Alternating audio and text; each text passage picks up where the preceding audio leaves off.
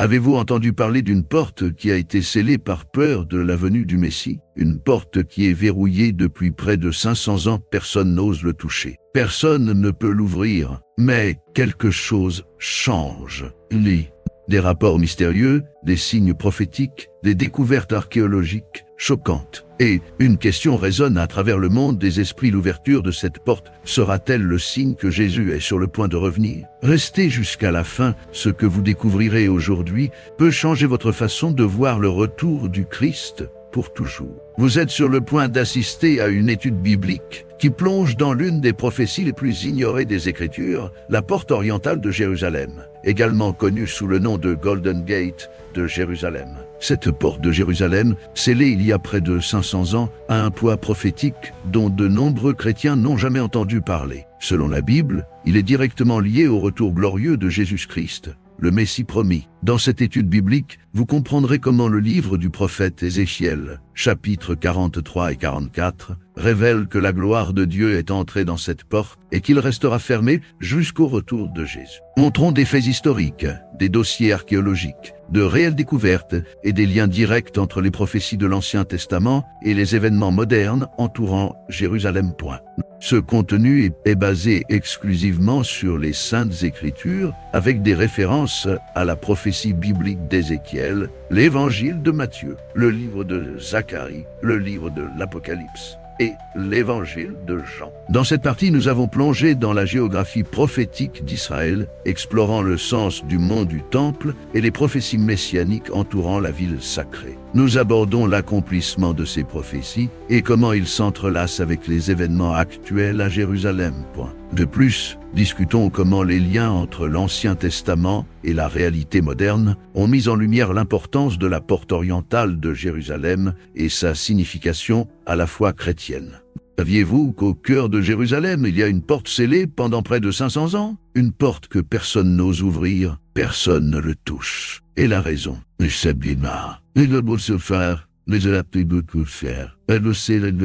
c'est encore plus effrayant. Il a été scellé par peur de la venue du Messie. C'est vrai, de peur que Jésus revienne et traverse pour lui. Imaginez maintenant ces dernières années. Les vidéos et les rapports ont commencé à circuler en montrant des mouvements étranges, des lumières mystérieuses et même des manifestations spirituelles supposées autour de la porte orientale. Certains jurent qu'ils sont des manipulations.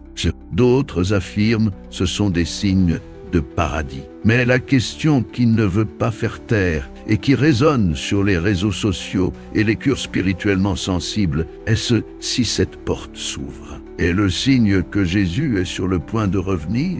Si vous cherchez des vidéos sur le retour de Jésus, la fin des temps, le royaume du millénaire, la venue du Fils de l'homme, les événements eschatologiques, la venue du Messie et l'accomplissement des promesses de Dieu à Israël, cette étude biblique a été réalisée surtout pour vous. Nous comprenons l'importance historique et prophétique de la porte d'or de Jérusalem, également connue sous le nom de Golden Gate de Jérusalem. Explorons ensemble comment cet endroit emblématique est lié aux prophéties de l'Ancien Testament et comment sa pertinence transcende les siècles jusqu'à nos jours. De plus, nous plongerons dans l'histoire impliquant le sultan Sulon au XVIe siècle et sa décision de sceller la porte par peur de l'arrivée du Messie, révélant comment l'histoire humaine s'entrelace avec les prophéties divines. Préparez-vous pour un voyage passionnant et éclairant sur les promesses de Dieu et la signification spirituelle derrière la permanence scellée de la porte d'or de la seconde venue du Christ. Si vous sentez aussi que quelque chose de grand est sur le point de se produire, les commentaires déjà ci-dessous,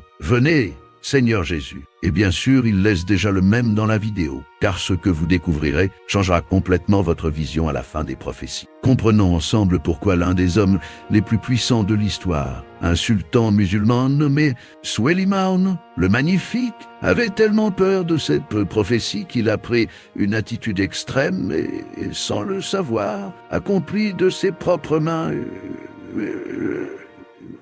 une ancienne prophétie biblique. Mais avant-point, vous devez savoir ce que cette porte représente vraiment. Parce que, contrairement à la croyance populaire, ce n'est pas seulement une ancienne construction. C'est un signe, un symbole prophétique. Punto. Un rappel que rien ne peut arrêter les plans de Dieu. La porte dorée, également connue sous le nom de Jérusalem Golden Gate, est l'une des 8 portes des murs entourant la vieille ville. Ce portail emblématique a une forte pertinence spirituelle et prophétique, représentant l'un des lieux les plus symboliques et les plus importants pour les chrétiens et les érudits bibliques. Selon les Saintes Écritures, la porte dorée est intrinsèquement liée aux prophéties de l'Ancien Testament au cours de la venue du Messie et de l'establishment du royaume de Dieu sur terre. Sa permanence scellée pendant des siècles est considérée comme un signal prophétique qui attend le glorieux retour de Jésus-Christ. Dans ce contexte, notre objectif est de susciter spirituellement les gens pour reconnaître les signes des temps présents dans la Bible et les inviter à se préparer au retour imminent du Seigneur. En explorant les significations historiques, spirituelles et prophétiques de la porte dorée, nous sommes amenés à réfléchir à la fidélité de Dieu pour tenir ses promesses et en attendant l'espoir de la manifestation complète de son royaume de justice et de paix. Cette étude cherche à éclairer les esprits et les cœurs pour la pertinence continue de la porte dorée de Jérusalem dans le contexte eschatologique chrétien. La porte orientale est la peur prophétique du sultan Sulayman. La porte orientale de Jérusalem, également connue sous le nom de Golden Gate, est la seule qui donne un accès direct au mont des Olivans. Et ce n'est pas une coïncidence. Le prophète Ézéchiel, dans le chapitre 44, verset 2, nous donne une révélation qui se glisse: cette porte restera fermée. Elle ne s'ouvrira pas. Personne ne le fera, parce que le Seigneur, le Dieu d'Israël, est entré par lui, donc restera fermée. Comprenez-vous la profondeur de cela? Cette porte a été utilisée par la glorieuse présence de Dieu dans le passé, et donc il est réservé, fermé, en attente.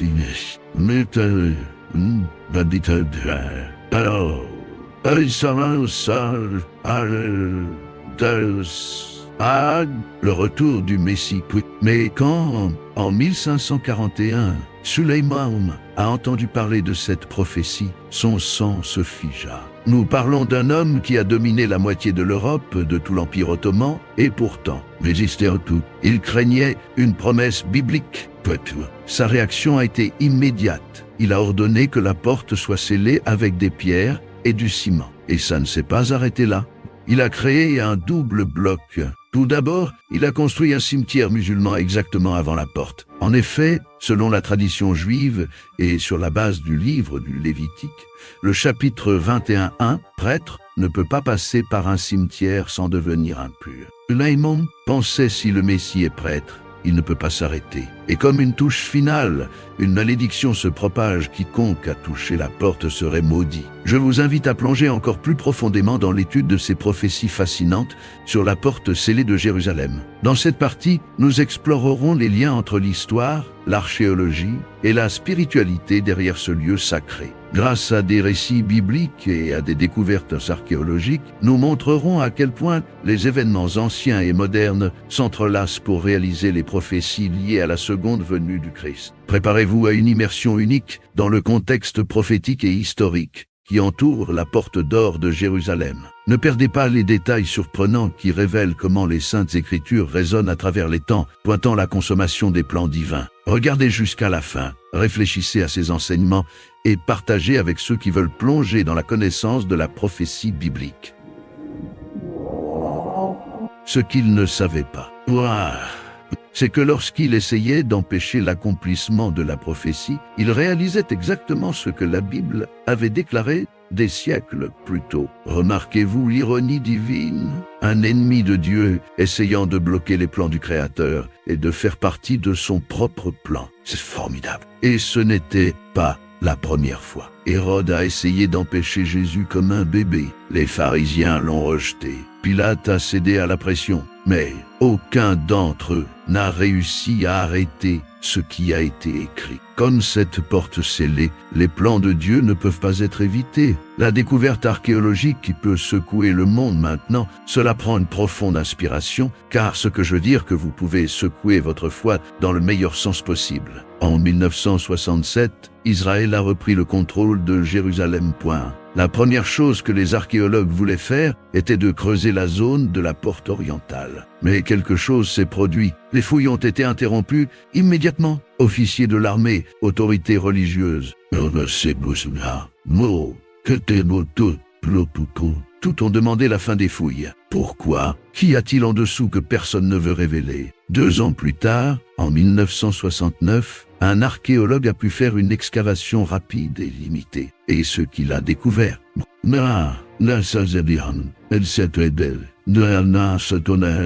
a laissé tout le monde sous le choc. Ils ont trouvé des preuves d'une ancienne structure souterraine, comme une arche enterrée, qui peut indiquer un lien avec le propre temple de Salomon.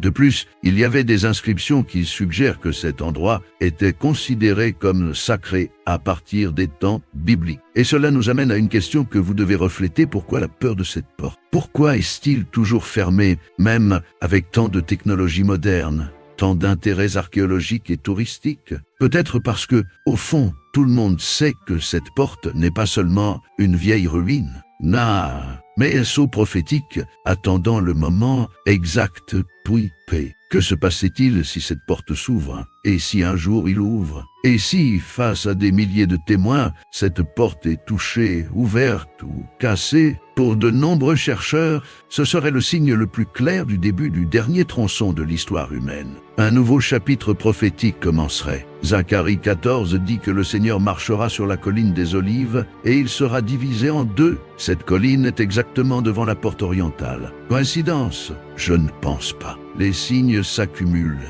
Le temps raccourcit. Et cette porte scellée est toujours là, en attente. Si vous êtes arrivé ici, c'est parce que Dieu vous éveilla. Alors ne le gardez pas juste pour vous. Partagez cette vidéo. Envoyez-la à quelqu'un qui a également besoin de comprendre que les signes sont devant nos yeux. Profitez et abonnez-vous à la chaîne, car ici vous continuerez à recevoir du contenu qui révèle les prophéties, les mystères et les vérités cachées de l'Écriture. Et rappelez-vous, ce n'est pas une religion, c'est vrai. Et la vérité crie à travers les portes de Jérusalem.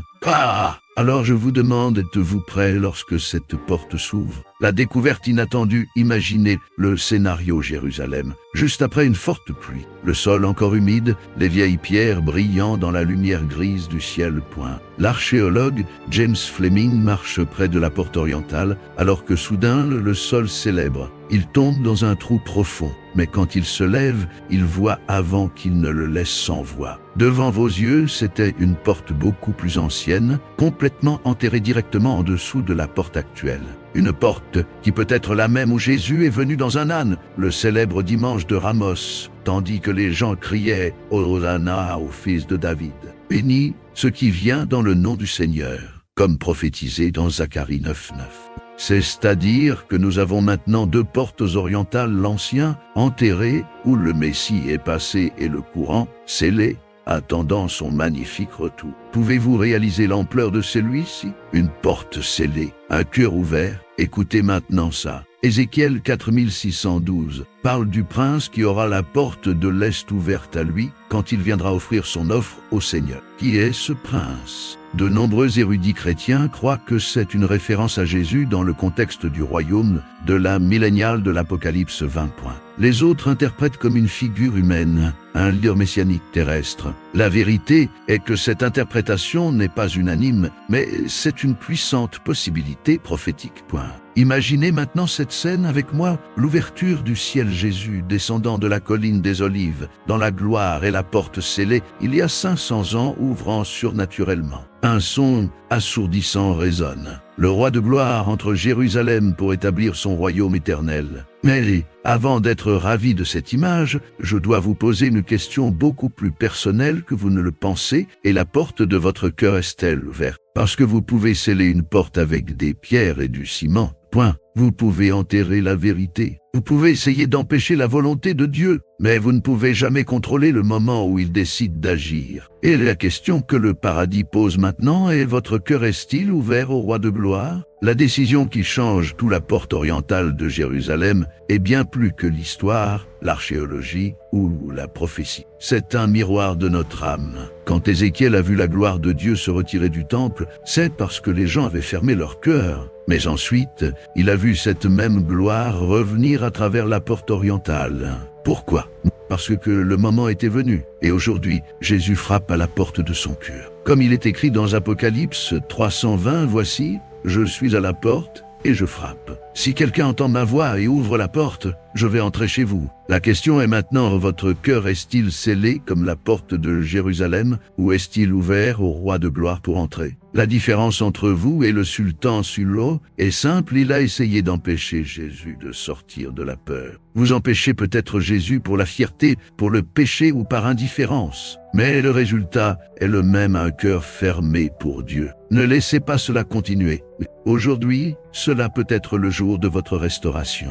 Écrivez maintenant dans les commentaires: les portes de mon cœur sont ouvertes au roi de gloire. Comme cette vidéo, partagez avec quelqu'un qui a besoin d'entendre ce message et de vous abonner à la chaîne parce que Jésus revient. Le silence de cette découverte reste aujourd'hui, mais les théologiens qui étudient les prophéties d'Ézéchiel et de Zacharie croient que c'est une preuve supplémentaire que le Messie viendra autour de lui glorieusement. Ce n'est pas une chance, c'est le but. C'est comme si Dieu laissait une marque physique sur terre, un rappel que le passé avait été accompli et que l'avenir est réservé. La prophétie derrière les pierres, mais l'histoire ne s'arrête pas là. Le chapitre 43, les versets 1 et 2 d'Ézéchiel dit: « J'ai vu la gloire du Dieu d'Israël de l'Est. Sa voix était comme le son de nombreuses eaux, et la terre brillait de sa gloire. La gloire est venue une fois et reviendra. » Et maintenant, je vous demande pourquoi ces découvertes sortent-elles maintenant? Pourquoi cette porte enterrée est-elle révélée? Pourquoi le monde est-il plus que jamais tournant les yeux vers Jérusalem? Peut-être que nous sommes plus proches du retour de Jésus que nous ne l'imaginons. Et vous devez savoir que cette porte n'est pas là par hasard. La géographie prophétique de Jérusalem